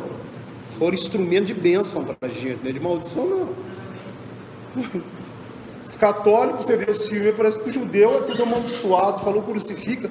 Pô, se falasse não crucifica, todo mundo aqui estava lascado, sim ou não? Então eles são culpados disso? Lógico que não. Jesus falou, ninguém tira a minha vida, quem tira a vida dele? Agora põe o ódio. A igreja evangélica tem muito pastor antissemita, detesta judeu. Ele só esquece que à direita de Deus está sentado um judeu. Está ouvindo ou não? Está sentado à direita de Deus em carne, um judeu. Hã? Então, ó, então eu estou falando sobre a profecia de Gênesis 3,15, como é que ela vem caminhando, sim ou não? Então agora vamos ver a tribo. Jacó, antes de morrer, ele vai abençoar um dos seus filhos, para que dele venha o Messias. Vai lá. Gênesis 49. Ele falou tão lindo para Judá, pensa que Judá foi muito melhor do que as pessoas. É do Messias. Ó, Rubem deitou com a concubina do pai, dançou. Judá teve misericórdia de José, foi um dos poucos que teve misericórdia. Então ele é escolhido para a bênção do Messias. Leia. Deixa todo mundo aí. Gênesis 49, 8 a 10. Judá, a ti te louvarão teus irmãos, a tua mão será sobre o pescoço de teus inimigos, diante de ti se prostrarão os filhos de teu pai. Aí, ó, tá falando que as outras tribos vão ter que se inclinar diante de quem? Judá. Continua. Judá é um leãozinho, subiste da presa, meu filho. Ele se encurva e se deita como um leão, e como uma leoa. Quem lhe despertará? O cetro não se arredará de Judá, nem o bastão de autoridade dentro de seus pés, até que venha aquele a quem pertence, e obedecerão as portas. Tá aí, ó, bênção do Messias. Aqui ele falou realmente. Então ele está dando a bênção do Messias. Não pegou. Não te dei. Eu disse que essa semana. Essa passagem aqui. Está vendo aí então? O judeu. A salvação vem de quem? Judá, judeu. Aonde? Quem fala isso? Olha como é que Jesus diz. Olha que legal. Abre comigo aí o Evangelho de João.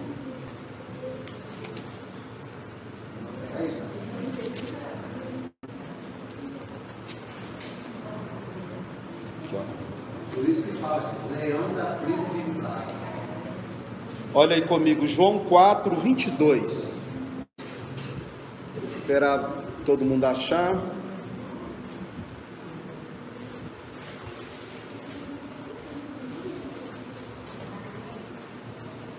João 4, 22.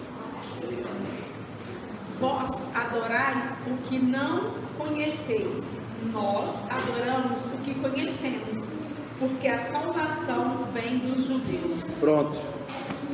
Quem está falando é o próprio Messias, que é judeu.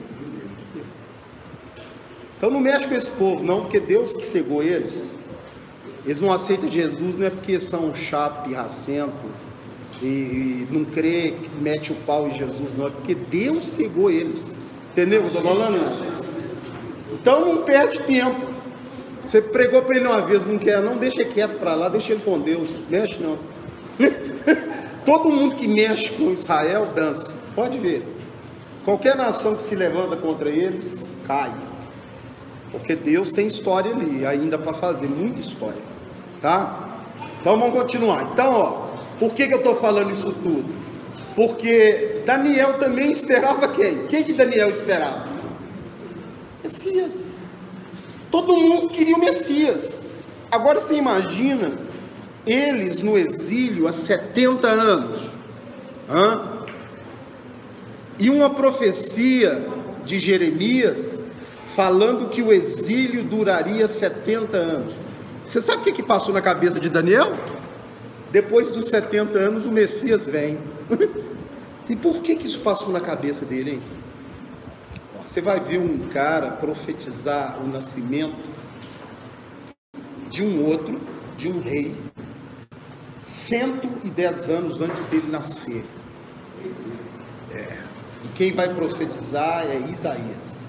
E se você fosse Daniel, lendo o livro de Isaías, você ia achar que ele está falando do Messias.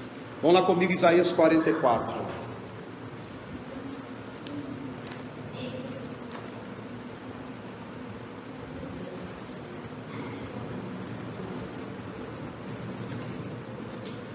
Isaías então veio antes de Daniel.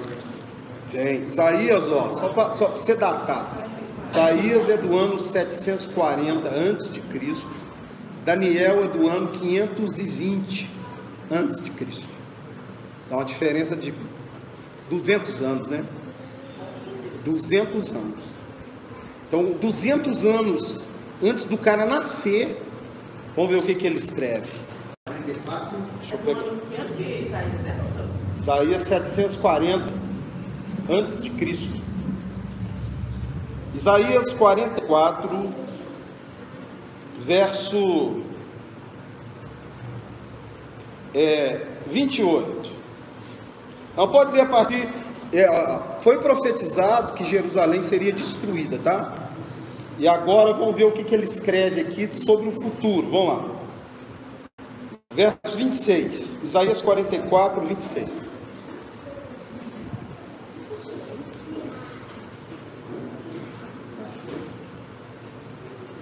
Foi profetizado que Israel seria destruído? Oi? O senhor falou que foi profetizado que seria destruído? Jerusalém. Sou eu que confirmo a palavra do meu servo e cumpro o conselho dos meus mensageiros. Que digo de Jerusalém, ela será habitada, e das cidades de Judá, elas serão edificadas, e eu levantarei suas ruínas, as suas ruínas. Que digo ao abismo, seca-te, eu secarei os teus rios. Que digo de Ciro, ele é meu pastor, olha aí, e cumprirá tudo o que lhe apraz, de modo que ele também diga de Jerusalém, ela será edificada, e o fundamento do templo será lançado. Agora continua lendo, vamos ver agora. 45. Isso. Assim diz o Senhor ao meu ungido. Aí, ó, você sabe o que é ungido? Messias. Palavra Messias, Cristo, ungido é a mesma. Continua. Meu ungido. Assim diz o Senhor a seu ungido. A Ciro, a quem tomou pela mão direita para abater nações diante de sua face e descingir os lombos dos reis, para abrir diante dele as portas, e as portas não se fecharão. Eu irei diante de ti e tornarei planos os lugares escabrosos, quebrarei as portas de bronze e despedaçarei os terrores de ferro. Dar-te-ei os tesouros das trevas e as riquezas encobertas, para que saibais que eu sou o Senhor, o Deus de Israel, que te chamo pelo teu nome. Pronto, se aparecesse um Ciro, você lá na Babilônia, presta atenção, você está lá na Babilônia no exílio há 70 anos, e aparece um tal de Ciro, você acha que ele é quem? Messias. Aí você está meia boca, vamos supor que você soubesse que Jesus vai voltar semana que vem, e você está aqui meia boca, tá? Você está trabalhando no governo, presta atenção, você já trabalhou com 3 imperadores, está no 4º imperador, e está meia boca. O que você ia fazer ainda? Você vai ouvir agora uma oração de desespero de quem está meia boca. Você vai ver agora uma oração de desespero de quem está achando que o Messias está chegando. Comigo Daniel 9:1. Vamos ver.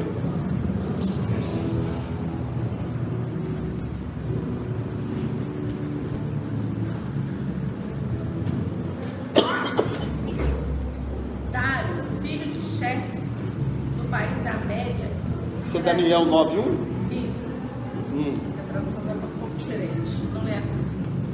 No ano 1º de Dário, filho de Assuero, da linhagem dos Medos, o qual foi instituído rei sobre o reino dos caldeus.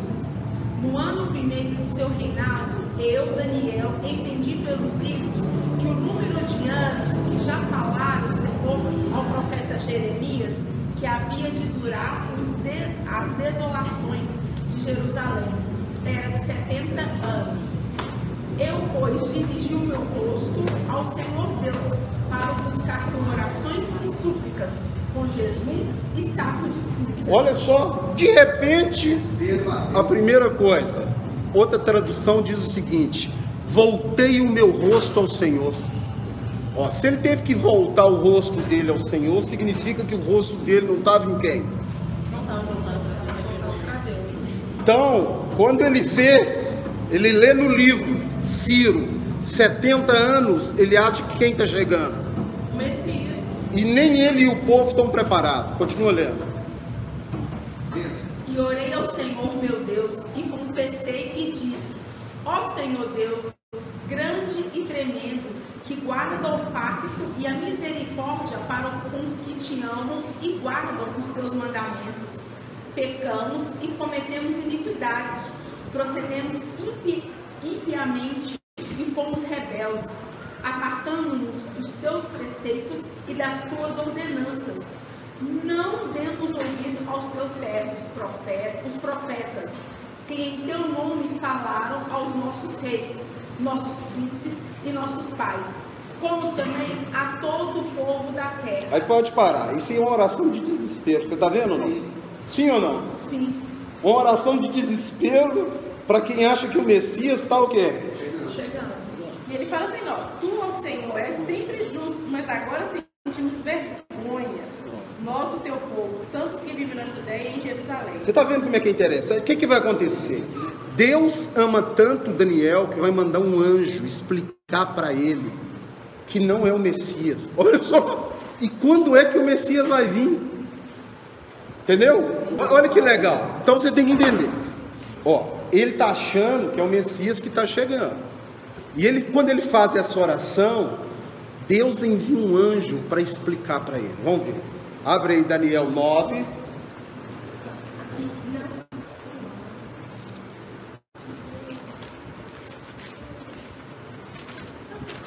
Então, para desvendar o Apocalipse, eu tenho que voltar, tá vendo? Que agora vai nas 70 semanas de Daniel, para entender onde eu estou naquele gráfico. Mas por que as 70 semanas? Porque ele achou que o Messias está chegando e o anjo vai explicar para ele tudo o que vai acontecer. O Apocalipse inteiro, o anjo vai explicar para ele. E ele não vai entender? Não. Abre aí, Daniel 9, verso 20. Pode ir lendo aí até o 20 e até o 25. Vai lá. Eu continuei a orar e a confessar os meus pecados, e também os do meu povo, e a fazer ao Senhor, o meu Deus, as minhas súplicas a favor do seu santo monte. Ainda estava orando quando Gabriel, o mesmo anjo que eu havia visto na visão, veio voando rapidamente e parou perto de mim. Eram 3 horas a hora do sacrifício da tarde. Ele disse: Daniel, eu vim explicar o que quer dizer a visão. Logo que você começou a orar, Deus atendeu o seu pedido. Deus o ama muito. E por isso mandou explicar a visão a você. Aí, ó. Em outra tradução fala assim: eu vim te instruir. Eu vou te falar o que vai acontecer. Não precisa entrar em pânico, não. Porque o Messias ainda não é agora. Vamos ver o que ele vai falar. Portanto, preste atenção e procure entender o que vou dizer. Daniel, o castigo do seu povo e da santa cidade vai durar 70 anos, vezes 7, até que termine a revolta e o pecado acabe.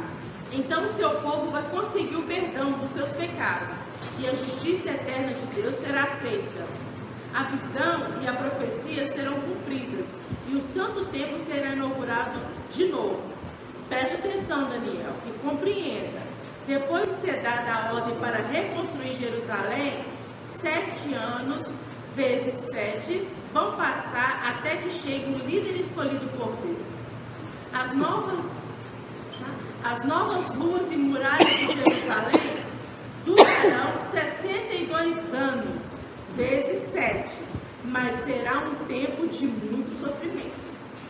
No fim desse tempo, o líder escolhido por Deus será morto injustamente. Chegará um rei com seu exército e destruirá a cidade e o templo. O fim virá como uma enchente, trazendo a guerra e as destruições que Deus resolveu mandar. Esse rei fará com que muitos povos um acordo que durará 7 anos. Mas quando passar a metade desse tempo, ele acabará com o sacrifício de animais e as ofertas de cereais no templo. O grande terror, entre aspas, será colocado no lugar mais alto do templo, e ali ficará até aquele que fez isso seja destruído, conforme Deus resolveu. Então, ó, o anjo... Muito diferente, eu me perdi, que não sabia onde estava lendo. Então, lê de novo. Nossa, onde estava lendo? Não. Porque eu me perdi toda. Muito diferente. Ó, então, olha lá, ó, aquele ali é o Ciro, tá? Tem o túmulo dele hoje no Iraque, túmulo de Ciro, e tem imagem dele. E aonde fala que ia durar 70 anos é Jeremias. 25 anos. Então, ó, pode ler de novo, para a gente poder. Do verso 20. Do 20 a 26. Enquanto estava eu ainda falando e orando, e confessando o meu pecado, e o pecado do meu povo Israel, e lançando a minha súplica perante a face do Senhor, meu Deus, pelo monte santo do meu Deus, sim, enquanto estava eu ainda falando na oração, o varão Gabriel, que eu tinha visto na minha visão ao princípio, veio voando rapidamente e tocou-me a hora da oblação da tarde. Ele me instruiu e falou comigo dizendo: Daniel, vim agora para fazer-te sábio e entendido. No princípio das tuas súplicas saiu a ordem, e eu vim para tu declarar, pois és muito amado. Considera, pois, a palavra e entende a visão. 70 semanas estão decretadas sobre o teu povo e sobre a tua santa cidade, para fazer cessar a transgressão, para dar fim aos pecados e para expiar a iniquidade, e trazer a justiça eterna, e selar a visão e a profecia, e para ungir o Santíssimo. Sabe e entende, desde a saída da ordem para restaurar e para edificar Jerusalém até o ungido, o príncipe.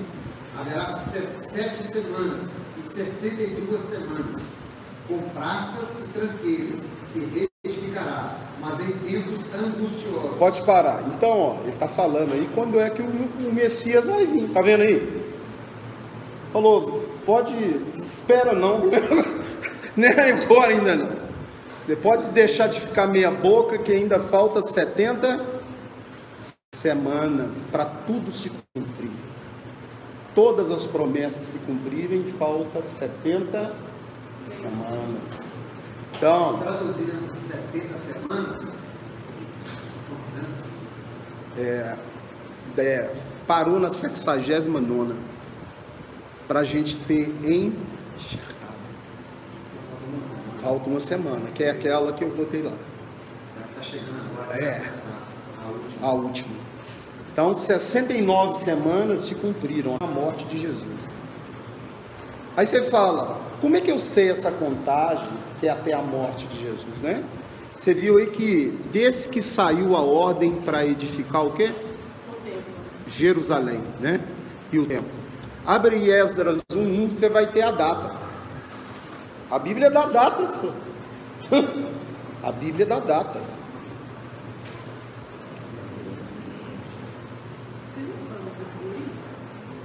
Essa fica onde? Tá vendo? Antigo Testamento. Esse amor. Logo esse eu nunca vi. Depois de Crônicas. Esdras 1, deixa o pessoal achar. Esdras 1:1. Você lembra que Esdras e Neemias voltaram para Jerusalém para reconstruir a cidade e o templo? Sim? A mando de quem? Vamos ver. Agora você leu lá que Daniel, que desde quando saiu a ordem para edificar o quê? O templo. Então vamos ver quando é que saiu a ordem. Pode ler. No primeiro ano de Ciro, rei da Pérsia, para que se cumprisse a palavra do Senhor, proferida pela boca de Jeremias, despertou o Senhor o espírito de Ciro, rei da Pérsia, de modo que ele fez proclamar por todo o seu reino, de viva voz e também por escrito este decreto. Assim diz Ciro, rei da Pérsia: o Senhor Deus do céu me deu todos os reinos da terra e me encarregou de lhe edificar uma casa em Jerusalém, que é em Judá. Quem há entre vós, de todo o seu povo, seja Deus com ele, suba para Jerusalém, que é em Judá, e edifique a casa do Senhor, Deus de Israel. Ele é o Deus que habita em Jerusalém. E todo remanescente, seja qual for o lugar em que é peregrino, seja ajudado pelos homens desse lugar com prata, com ouro, com bens e com animais, afora a oferta voluntária para a casa de Deus, que está em Jerusalém. Então tem a data? No primeiro ano. Tem a data. Então eu sei que desde essa data aí até o ungido morrer são 69 semanas. Então você vai multiplicar 69 vezes 7. 7 semanas, eles vão gastar 49 anos reconstruindo a cidade. E mais 62 semanas até Jesus morrer na cruz. Doideira, né? Não dá medo isso, não? Ah, não? Ah, aí, ó, a promessa não é só para os judeus, sim ou não? Se Deus continuasse a semana, ia acabar tudo e a gente ia rodar. Ele vai parar a contagem para que a gente seja o quê? Ser chamado plenitude dos gentios. Nós estamos agora na plenitude dos gentios.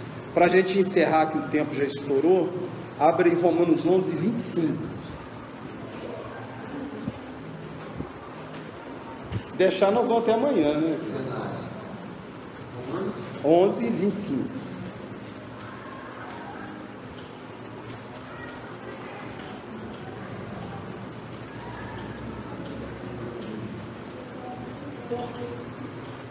Porque não quero, irmãos, que ignoreis este mistério, para que não presumais de vós mesmos, que o endurecimento veio por parte sobre Israel, até que a plenitude dos gentios haja entrado. Que nós estamos nela agora. Continua. Romanos 25, 11, 25. Continua. E assim todo Israel será salvo, como está escrito: virá de Sião o libertador, e desviará de Jacó as impiedades. Pode parar. Aí você vai ver a salvação dos judeus. Doido, né? Então, ó, nós vamos encerrar aqui, porque o tempo acabou. Leandro, só para recapitular, para vocês não esquecerem. Então, no capítulo 1 de Apocalipse, Jesus se apresentou para João, falou que ia mostrar ele, não é? Ele ia ver as coisas que iriam acontecer. Ou seja, levou ele lá no futuro em espírito e mandou que ele escrevesse. E o primeiro alerta que ele vai dar é para a igreja, porque a igreja marca o início da última semana, quando a igreja estiver em apostasia total. Então, lógico que nem todo mundo, na época de Elias, 7.000 não dobraram o joelho a quem?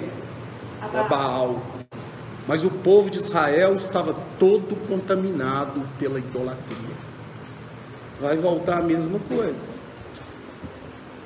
Deus não mandou corvo alimentar essas pessoas? Não é só Elias, não, e os 7.000. Estava sem chover há 3 anos e meio. Olha como é que tem a ver com o Apocalipse. Quanto tempo sem chuva mesmo? 3 anos e meio.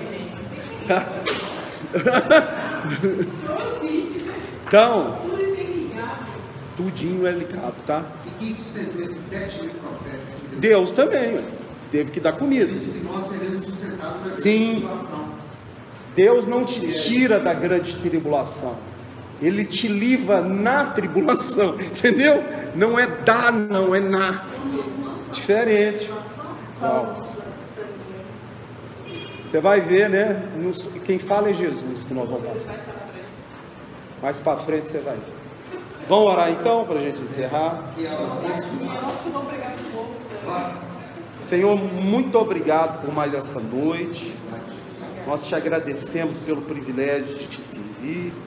Que o Senhor faça aqui nessa turma, Senhor, homens e mulheres de Deus, obreiros e obreiras, que não tem nada do que se envergonhar, que manejem bem a espada do Espírito. Eu te agradeço por tudo que o Senhor fez e ainda vai fazer na nossa vida. Usa-nos, Pai, nesses fins de tempos, para que muitos, Senhor, não larguem, não entrem em apostasia. Essa é a nossa oração. Eis-nos aqui para te servir, em nome de Jesus. Amém? Então, lê Bíblia, orar, faça culto doméstico com as crianças, vocês só vão lucrar, tá? Porque esse mundo aí está vindo agora fervendo em cima de quem? Por que você acha? É o que Deus mais ama, ó. Você sabe que é a única categoria de gente que tem anjo particular, né? Abre aí Mateus 18:10, abre aí. Que tem anjo particular. O seu anjo, o anjo do Senhor acaba ao seu redor, né? Agora vamos ver da criança. Vai lá, abre. Mateus 18:10. Cuidado, não despreze nenhum destes pequeninos. Eu afirmo a você que os anjos deles, estão sempre na presença do meu Pai. Os anjos de quem? Então, por que o diabo está atacando? Porque Deus ama criança. Se você não se converter e ficar com o coração igual dela, nem no céu você entra. Então, você está vendo que tem anjo que presta conta das crianças? Você fala, pastor, mas morre. O anjo tem que prestar o quê? Conta. Então, meu amigo, tem que fazer culto doméstico, tem que orar pelos pequeninos, abençoa todo dia. Você tem um anjo de sua conta, rapaz. Beleza, então? Graças a Deus. Eita, deu pra dar. Neurônio queima. Tirar Oi? Só aperta uma vez e vai piscar. Pode apertar. Aí. Pode esperar. Só pode desligar quando ele. Agora pode desligar. A lâmpada esfriou. Essa parte dessa aqui eu gostei.